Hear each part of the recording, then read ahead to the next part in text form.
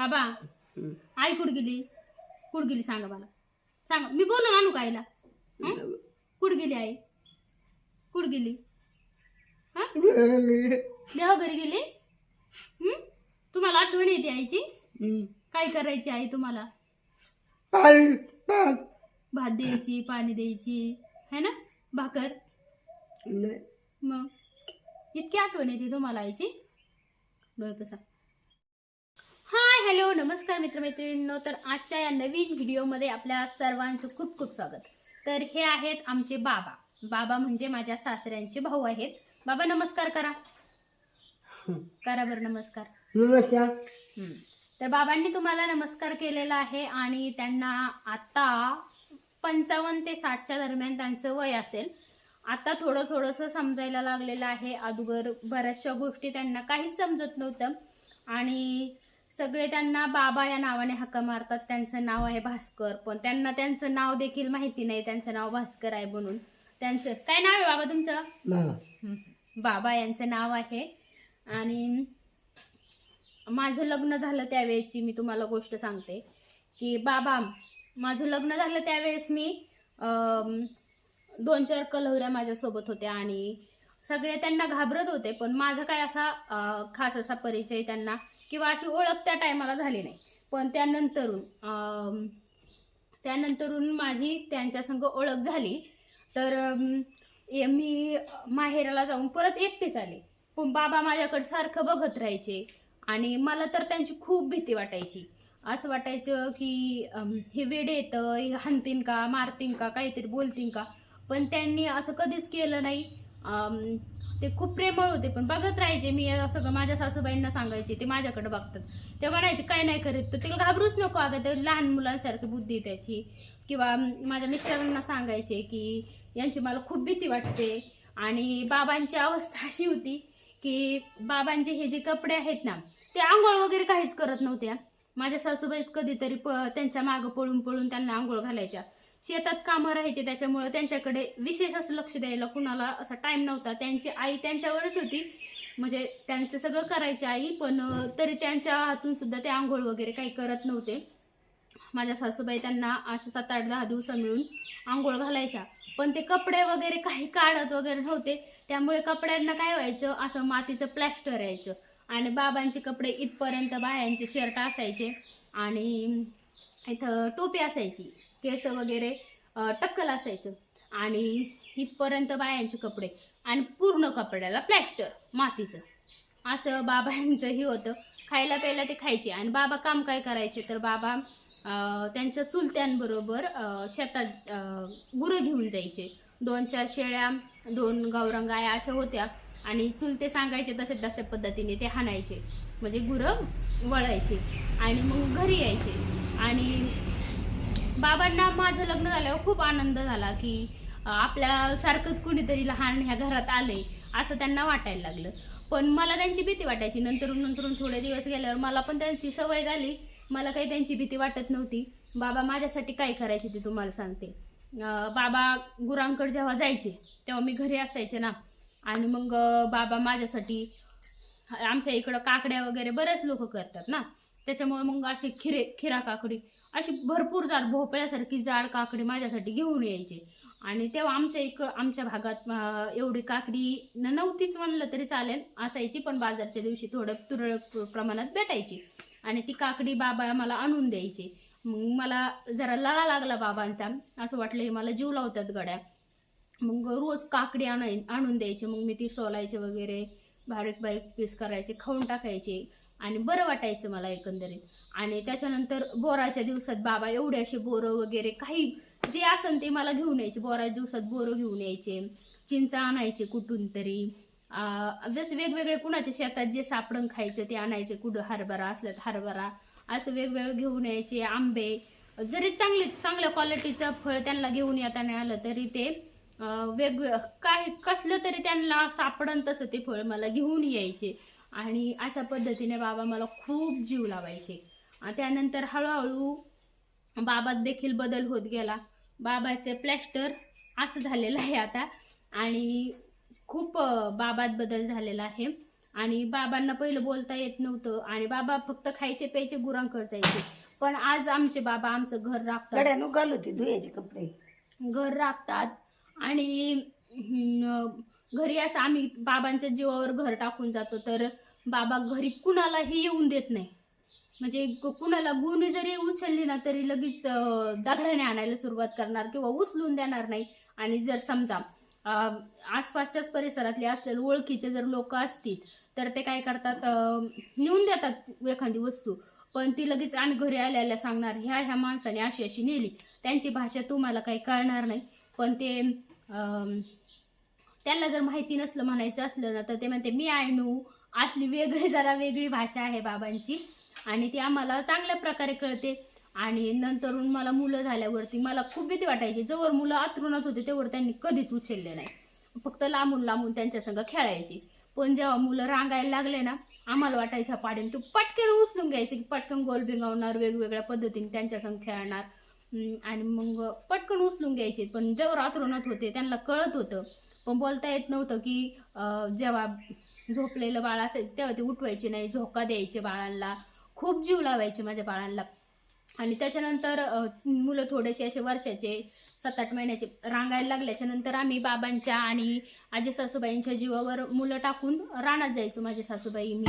आणि मग त्यावेळेस बाबा घरी राहायचे. नंतर त्यांचे गुरं बंद झाले ना, गुरं बंद झाले म्हणजे त्यांचे चुलते एक्सपायर झाले मग त्यांचे गुरं बंद झाले.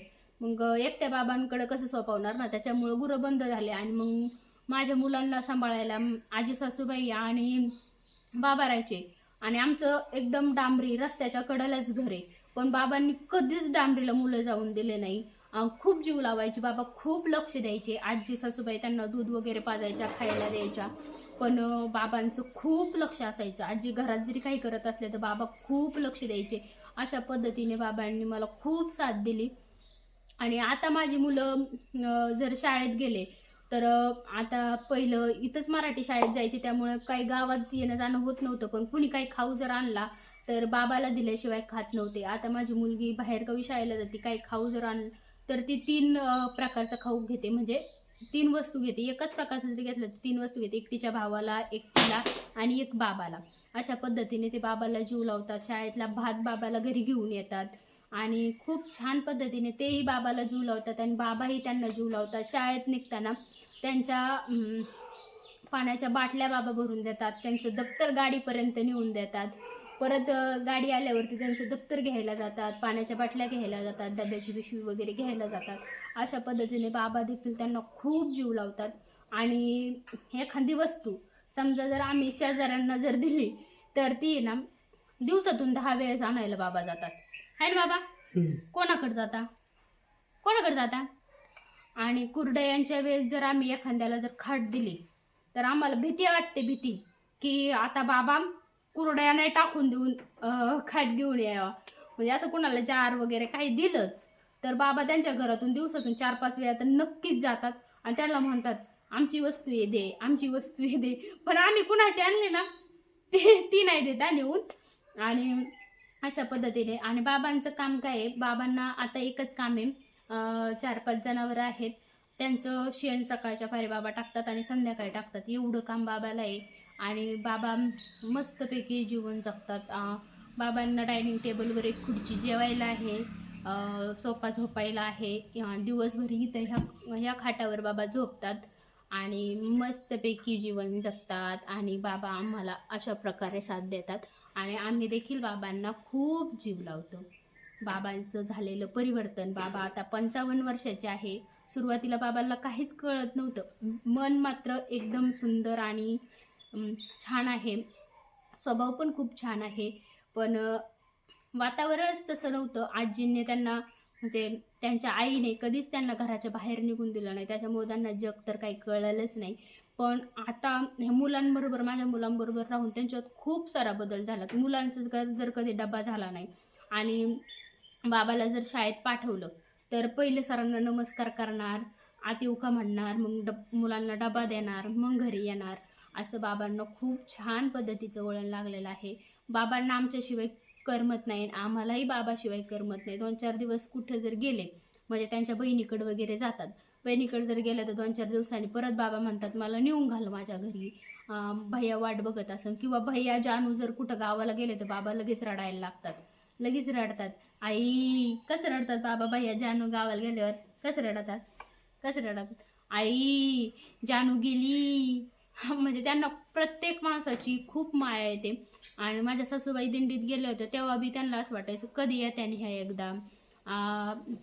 माझ्या सासऱ्यांना पण खूप जीव लावतात, माझ्या मिस्टरांना तर सगळ्यात जास्त जीव लावतात. आणि त्यांना अंगठा वगैरे मागितला ना म्हणजे जमिनीचं तर कुणाला देणार नाही म्हणतात. मी फक्त म्हणजे माझ्या मिस्टरांचं नाव घेतात आणि त्यांना देणार आहे असं सांगतात. म्हणजे खूप हुशार आहे खूप. एक वेळची गंमत सांगते मी तुम्हाला. माझ्या चुलत सासऱ्यांनी त्यांनी त्यांच्या बंगल्याचं काम चालू होतं तेव्हा टेरेसला नेलं आणि मुद्दामून एक पांढरा कागद घेतला आणि म्हणला बाबा याच्यावर अंगठा द्या. तर बाबा याच्यावर अंगठा द्या. तर त्यांनी ऐकलं नाही. ते काय करायचे त्या टेरेसवरून खाली फेकीन म्हणायचे आम्ही तुला खाली फेकून देऊ, अंगठा दे नाही तर नाही. दोन्ही हात असे पॅक मागच्या बाजूने धरले पण बाबांनी काय हात सोडले नाही, अंगठा पण दिला नाही. आणि किती पाडा किती वरडायचे जोरात पण मी अंगठा, ते म्हणायचे अंगठा दे आम्ही तुला वाचवितो, आम्ही तुला नाही ढकलीत. मुद्दामून ढकलायचे मागं वाढायचे, मुद्दाम ढकलायचे मागं वाढायचे पण बाबांनी काय अंगठा दिला नाही. म्हणजे इतके हुशार आहेत बाबा, खूप चांगले आहेत. आणि बाबा नमस्कार करा. नमस्कार. तुम्हाला कोण आवडतं, कोण आवडतं? होय बाबा जानू का भैया? जानू. का आवडते जानू? जानू का आवडते? भात आणते म्हणून? चॉकलेट कोण आणतं? कोण आणतं चॉकलेट? आणि खाऊ कोण आणतं? जिलाबी कोण आणतं तुम्हाला? कोण आणतं? आबू. आणि किती बहिणी बाबा तुम्हाला? 3 बहिणी आहे. तिघींचे नाव सांगा बरं. सांगा नाव. इकडे बघा, इकडे बघा. नाव सांगा तिघींचे. तिघींचे नाव सांगा. हा तिघींचे नाव सांगा. नाव. अक्का. अक्का. कुठली अक्का? हा बुटी अक्का. माझा अक्का. अजून ताई. तर त्यांच्या 3 बहिणी आहे. एक उक्कडगावची अक्का असं म्हणतात, एकाला हाईट कमी त्याच्यामुळे त्यांना बुटी अक्का म्हणतात आणि एकाला ताई म्हणतात. आणि भाऊ किती बाबा तुम्हाला? एक. कुठं आहे भाऊ? शिकलेला नाहीये पण भाऊ एक आहे. हे सगळं बरोबर सांगितलंय त्यांनी. कसं सांगितलंय मला नाही माहिती पण बरोबर सांगितलं. 3 बहिणी आहेत आणि एक भाऊ आहे. बाबा सून आहे का तुम्हाला? सून कुठे आहे? सून मी कोण आहे? मी कोण? मी सून नाही काय तुमची? कुठे आहे सून? वहिनी आहे का तुम्हाला? वहिनी? हा वहिनी पण नाही का? हा आई कुठे? आई बाबा आई कुठे गेली? आई कुठे गेली? कुठे गेली आई? कुठे गेली बाबा आई? कशी रडत होती तुम्ही? कोणाच्या गळ्यात पडून रडले? हा होय बाबा कोणाच्या गळ्यात पडून रडत होते तुम्ही? देवघरी गेली आई? रडू नका, नका रडू. बघा त्यांना कळतंय आई देवाघरी गेली. अण्णा अण्णा बी देवाघरी गेले. आणायचे का आपण? बोलून आणायचे का? आईला नानाला घेऊन येऊन आपण. होय बाबा. बाबा आई कुठे गेली? कुठे गेली सांगा मला, सांगा. मी बोलून आणू का आईला? कुठे गेली आई? कुठे गेली? हा देवाघरी गेली. तुम्हाला आठवण येते आईची? काय करायची आई तुम्हाला? भात द्यायची, पाणी द्यायची है ना, भाकर. मग इतकी आठवण येते तुम्हाला आईची? डोळे कसा. आणि अण्णाची येते का? अण्णाची? मग कुणाची येते आठवण? कुणाची आठवण येते? अण्णाची येते. अण्णाची आठवण येते बाबा. काय वाटतं तुम्हाला बरं? अण्णाला बोलवायचं का आपण? अण्णा येते का आता? कुठे गेले अण्णा? देवाघरी गेले. आई आई बी देवाघरी गेली. तुम्हाला लय आठवण येते. किती? हा किती आठवण येते तुम्हाला? तुम्हाला जायचं का? अण्णाकडे जायचं का? नाही? कुठे आहे अण्णा? तुम्ही पाय पडतात फोटोच्या? हा कुठे आहे फोटो? कधी पडत? आंघोळ केल्यावर का आंघोळ केल्याच्या नंतर? अंगू आंघोळ केल्यावर ना? रोज पडत हा? आणि तुमच्या कोण पाय पडतं? मस्त हा? तुमच्या पाया कोण पडत तुमच्या? आबू पडतं का? हा आणि मी नाही मी नाही पडत? मी पाया नाही पडत काय? आहे ना पडत आहे का नाही? मग कोण पडतं? रोज पडत आहे ना?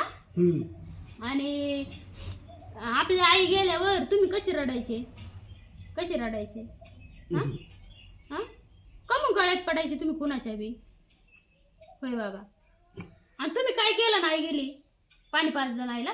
का दूध पाजलं? दूध पाजलं आणि आई म्हणली काय पाजलं मग तुम्ही दूध? होय बाबा. पाजलं दूध आई मरून गेली है ना?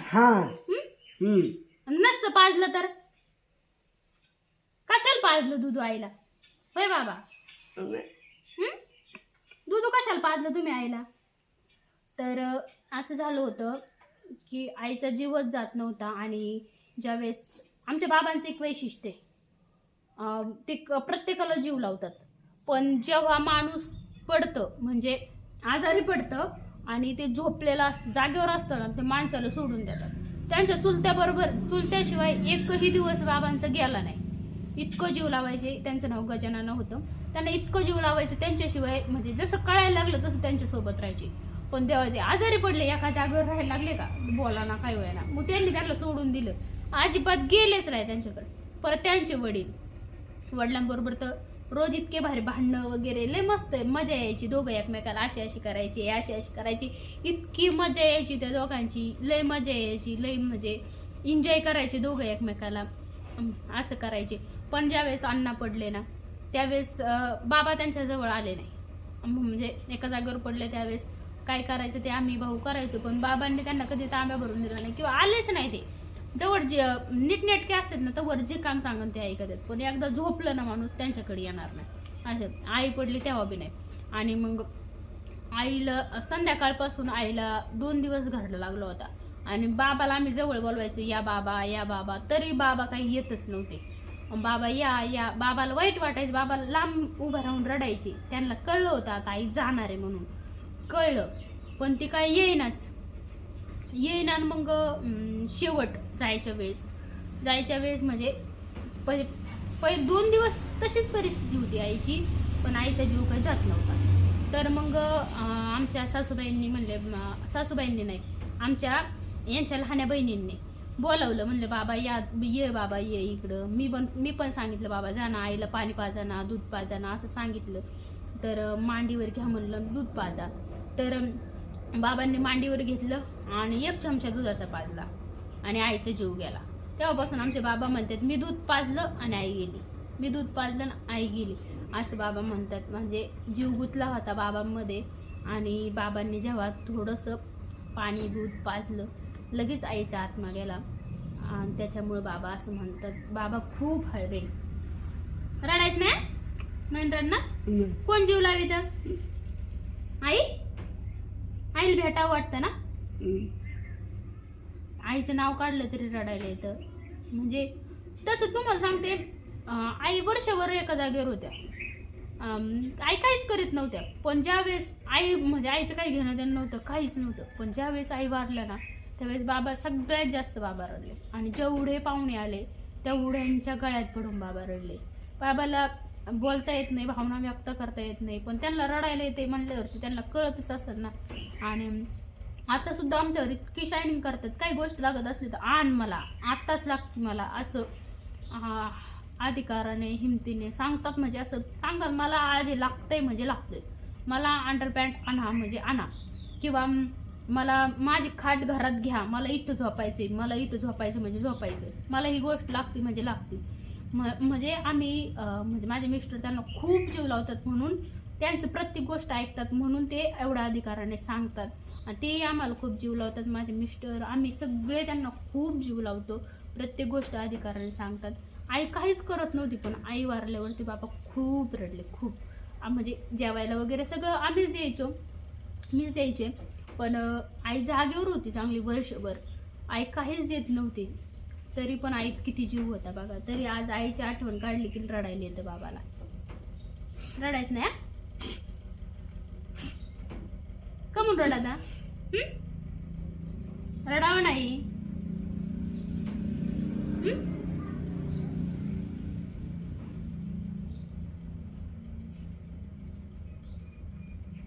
जेवायची का? नाही जेवले ना? हा